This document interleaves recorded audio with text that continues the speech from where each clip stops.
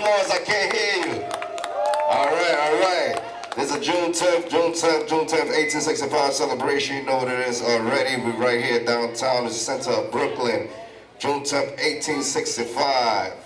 Walk down, and we're ready to begin. Big shout out to Empire. Big shout out to the Bridge. That's here as well. Big shout out to Push. That's here with a special performance momentarily.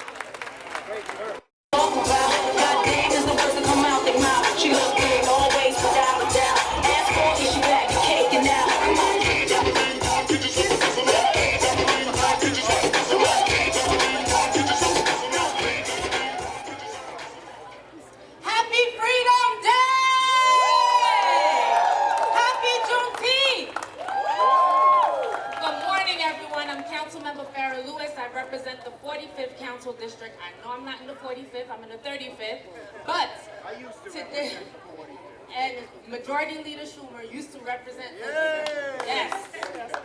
So, today, I'm in partnership with Majority Leader Lori Cumbo. I know you don't see her here, but she's on her way. And Borough President Eric Adams, who couldn't be here, but I have a couple of cool friends here with me to help support and open up our celebration for Juneteenth. So I'm going to forego my talking points because I want to introduce our Majority Leader who has other commitments, and I want to make sure that you hear from him this morning. So without further ado, I would like to introduce you to a proud Brooklyn boy who is our Majority Senate Leader and a partner in government, and most importantly, a fighter for New York City. Majority Chuck Schumer. Majority Leader. Thank you, Farah. Let's hear it for our great council member, Farah Luz, who's put this together. And her great partner, our Brooklyn Democratic leader, who we're so proud of, Rodneyce. And Corey, our president of the city council. And then there's me. So I just want to say I am so proud to be here. For centuries, America swept under the rug its original sin, slavery. We all know slavery is still with us. Bigotry is still with us. And finally, we are recognizing with a national holiday what slavery has done to tear apart America, to hurt America. And once you recognize that, you can begin to heal it and cure it. I was very proud as Senate Majority Leader. You know, some of those mean, nasty Republicans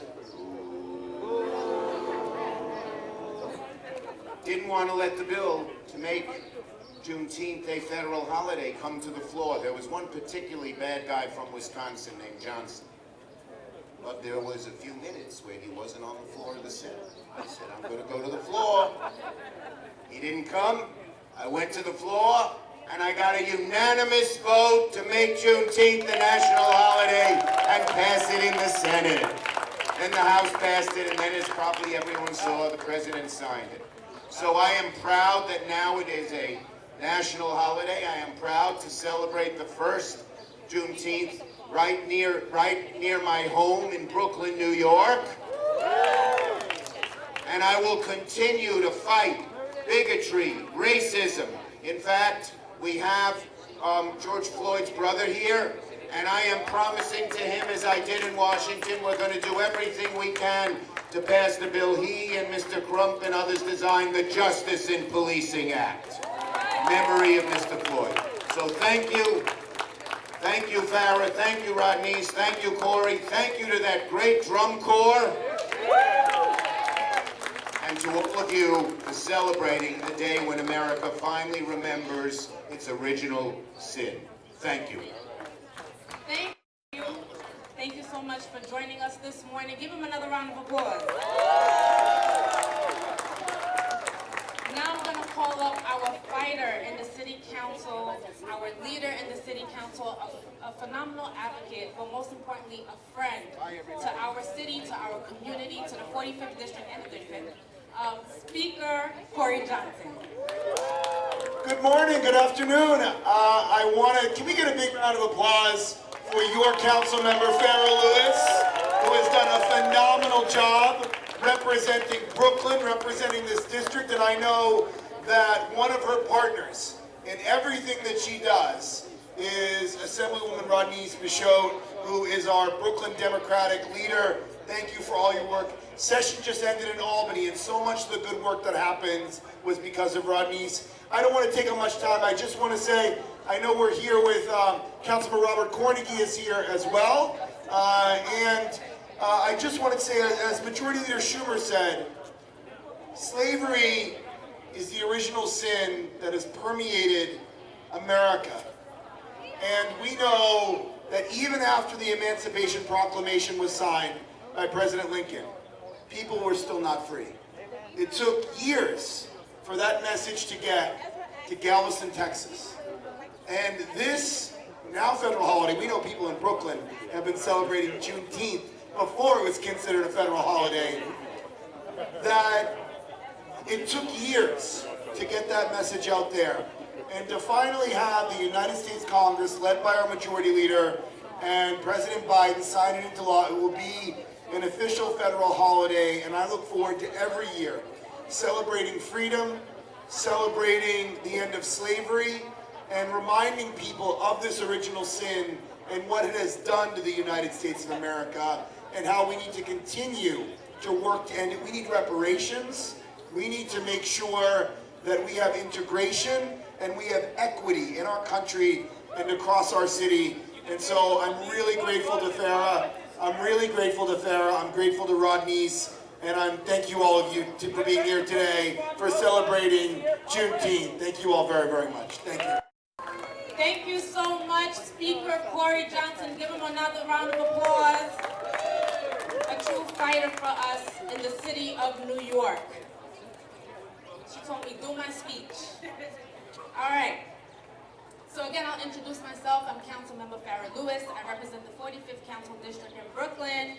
If you represent one of these neighborhoods, can I hear a whoop whoop? All right. Flatbush. Flatbush could do better than that. Come on, guys. Flatbush. East Flatbush. Linwood. Flatlands. Kensington. Marine Park. Canarsie. All of you are in the house, and we are neighbors. So I'm happy that you're all here with us this morning. And I just want to thank Borough President Eric Adams and Majority Leader Lori Cumbo for partnering with me on this event today. This is our second annual Juneteenth Celebration Rally, also known as Freedom Day. And I think we have a few other elected officials that are going to join us later, but I will recognize them when they get here, because this event is about the youth and the young people in our community and allowing them to showcase what Juneteenth means to them. This community gathering would not have been possible without the collaboration of several partners within the borough of Brooklyn. They are partners, artists, and performers. Tilden High School, are you in the house? All right. Push Dance Team, are you in the house? They're phenomenal. Jumpin' in Richmond, are you in the house? Snaps NYC, your whole team is here, I saw you. The Bridge Multicultural Project, Haiti Culture Exchange, Entertainers for Education Alliance, Brooklyn Chamber of Commerce, I saw Randy Pierce here, the Brooklyn Public Library, Sesame Flyers, Elite Learners, and a la mode Experience. Thank you so much for contributing to today's event and our young people in the community. Juneteenth traditionally is an annual event organized by Black leaders seeking to commemorate the emancipation, the end of slavery on June 19, 1865. It's a day to honor our ancestors, elders, and civil rights heroes who fought for freedom before us. They organized, they marched, they boycotted, and rode for equality. It's a day to pay tribute to the fullness of complexity of Black life in America, and I know a lot of us here can understand that. And it's a day to recommit ourselves to the cause of racial, economic, and social justice. Because 156 long years later, Juneteenth, this sacred second day of independence, continues to resonate in new ways. For example, when we gathered on these stone steps a year ago, Juneteenth wasn't even recognized by New York State as an official holiday. However, a year later, Juneteenth is now a state and federal holiday. Round of applause. That was weak, guys. It is a new federal holiday. People fought and died for this to happen.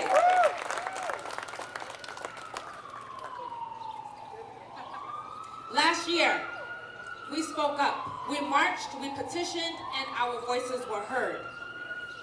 This year, Juneteenth comes as a similar moment of sweeping social and generational change. Across the country, Americans are reckoning with systemic racism and injustice. A lot of people have woken up to the fact that status quo isn't working, it was never working, and it's never going to continue to work, because we have to be the change that we need to see. We can see it with our own eyes, we can feel it, and we know it in our hearts. Change needs to happen. So it's time for us to act. It's time for us to mobilize, it's time for us to come together and make real effective change. So what does that mean? It means that our contributions to America was not slavery. That was not our contribution. Our contribution to America was the Tuskegee Airmen, was Shirley Chisholm, and many, many more.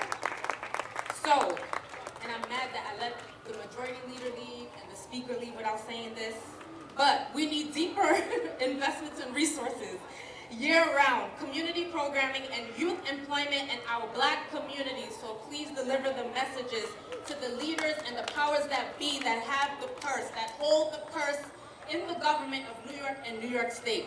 We need those funds back here in our communities. That means fair and equitable access to mental health services in Black communities that have historically been unheard and underserved. On this Juneteenth, we face a future with enormous hope and opportunity. History was made on June 19, 1865, and it is being made here now, many, many years later. So I just want to thank you all for coming out. I had to share that information because it is not easy to be an elected official, to work in government. But one thing I do know is that I appreciate activists, organizations, and people that just stand by my side and understand that this fight is real and I have the support that I need to continue to move the community forward, but most importantly, our people that are really underserved. So, without further ado, I would like to call our county leader, our advocate, and our assembly member, Rodney's Bishop, to the podium. To Councilwoman Farrah Lewis! Farrah Lewis! Good morning! Happy Juneteenth weekend! My name is Assembly Member Rodney's Bishop. I am the first woman and first African-American woman to lead the Democratic Party here in Brooklyn. And when my council member Farrah Lewis talk about the struggle as a Black woman to lead a community, to lead in the city council, I know how it feels.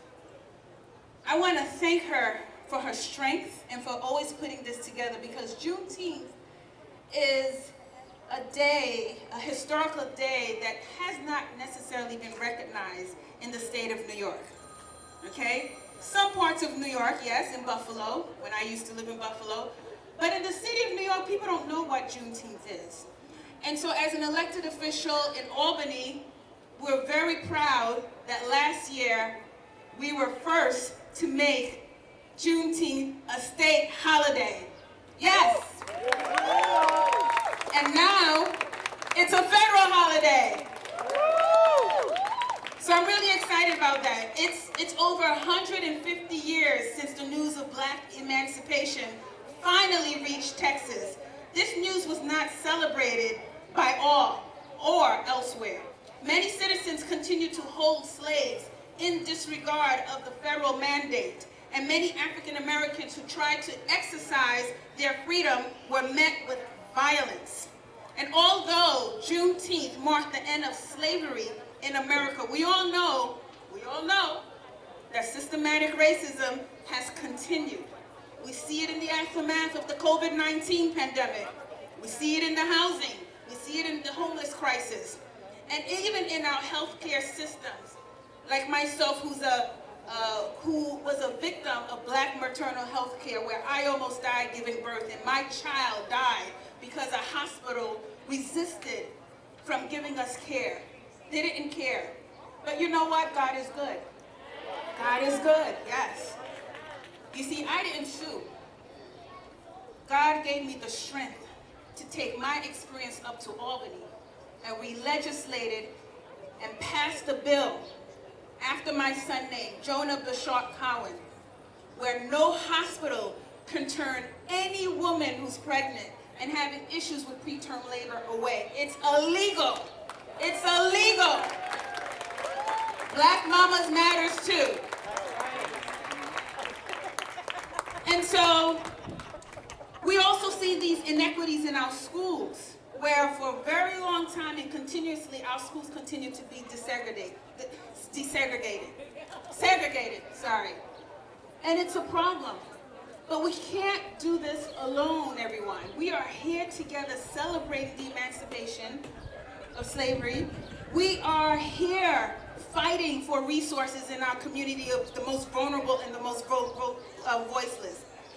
I also should say that I am proud to announce that this week in New York City, the mayor announced a Juneteenth economic justice plan, which will create a savings plan for every public school kindergarten student next school year, with the goal of addressing racial inequities. The city has promised an investment of $15 million. New York is one of the most diverse cities in the nation, and through these programs, we can hope to one day achieve a more educational and more equitable future. And this week, we have something to celebrate, because 150 years after the Emancipation Proclamation was signed, Congress decreed Juneteenth, June 19th, a national holiday. We never lost sight of the day, and today we must celebrate. We must celebrate those who made this possible, who risked it to confront a notion that one race was superior to all others. We not only deserve to celebrate, we need to celebrate. We need to let the rest of America know what it took to get to this point. We need to let them know that we can play a role too, and we have been playing a role by acknowledging how far we all have come, and together, and indeed stronger than we have broken up into our separate domains. But make no mistake, if need be, we'll keep on pushing our own. If we are strong enough to build this nation, we're strong enough to keep going. We've gone this far. Let's see how much further we can go. And today, I just want to say that in my district, I had the pleasure of having Brother Terrence Floyd, who is the brother of George Floyd, to unveil George Floyd's statue. Yes, it was beautiful. It was beautiful. We're going to hear from Terrence in a few, but I have to say that we do this because it was a whole movement that happened across the nation, and we cannot forget that. The significance of George Floyd in our community is to remind us that systematic racism is still here, ladies and gentlemen. Okay, and we still need to push for police reform and police accountability. So with that, ladies and gentlemen, I thank you for being here, and it is a great pleasure to introduce our next speaker, who's the majority leader of the City Council, a sister who's been vocal, who's been strong, who's been a powerhouse in the City Council, the first Black woman majority leader, Lori Cumbo. And there she is with her son. This is my sister. When we fought for Black maternal care. That's right. That's right. That's right. Hello, Brooklyn. Good morning. Let me hear you make some noise, Brooklyn. Yes. I'm going to be able to speak for as long as my son allows me, which probably won't be too long. But I am just so proud to be here today. This is such an important day. This is a day that so many people have fought for. And I do believe it's an opportunity for us to recognize, to celebrate, but also to reflect. So it's important that we do that. And the main message that I just want to give, we have a primary election on Tuesday. So we have done a lot of marches and a lot of rallies, but we have to exercise our right to vote. This is such a critical time in our nation's history, and we need to make sure that we bring home all of the enthusiasm, the energy, the fight, and the spirit to the booth on Tuesday. But you can also early vote if that hasn't been said. You can early vote today. So if you feel so inspired, please make sure that you go and vote today. But for all the young people here, everyone that's here, I just want to close by saying, when you see a Black person, right here in New York City in America, know that you are looking at a walking and living, breathing miracle. Each and every one of us are miracles. We were not supposed to still be here. So it's important that you recognize that if we've gone through the transatlantic slave trade, we have gone through slavery, we have gone through Jim Crow, we have gone through segregation, we are going through gentrification, we have gone through the racial uprisings, we have gone through this pandemic. If we are still here, we are a miracle, and God saw it fit for us to be here today in order to continue to fight for the next generation. And so we are counting on each and every one of you to respect one another, love one another, reach one another, raise one another up, provide an opportunity for one another. All these young people that are here, this is so powerful because it means someone in our community stepped up to make sure that they had an opportunity to celebrate their natural-born gifts from God. We need to celebrate those organizations, support those organizations, fund those organizations, and make sure that all of our young people have an opportunity to be able to celebrate their God-given talents. We tell them to say no to so many things. It's our job as adults to provide what they should say yes to. So I want to give it up to my sister, Farrah Lewis, who is a dynamo. As soon as she got elected, she's created this movement of our youth, and I'm so proud to serve with her in the city council and to have our sister Ranice Fishat right there with us. These are dynamic powerhouse sisters that are doing it. We support one another, we lift one another up. Just because she is the county leader and I am the majority leader, and Farrah has just recently got elected to the city council, we just continue to figure out ways to elevate one another. God has given us all our own passions and our own gifts. So it's critical that you celebrate the gift that God has given you and celebrate others.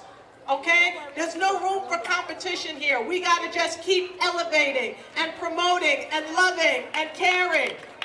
All right? So I'm going to turn it back over to my dynamic sister, Farrah Lewis, because I know she has an incredible program for all of you here today on this Juneteenth celebration. Continue to remember your ancestors. Continue to call on your ancestral spirits, because calling on your ancestral spirits and prayer changes things. I am a living testimony to that. So I'm going to turn it over. Give it up for Farrah Lewis, our council.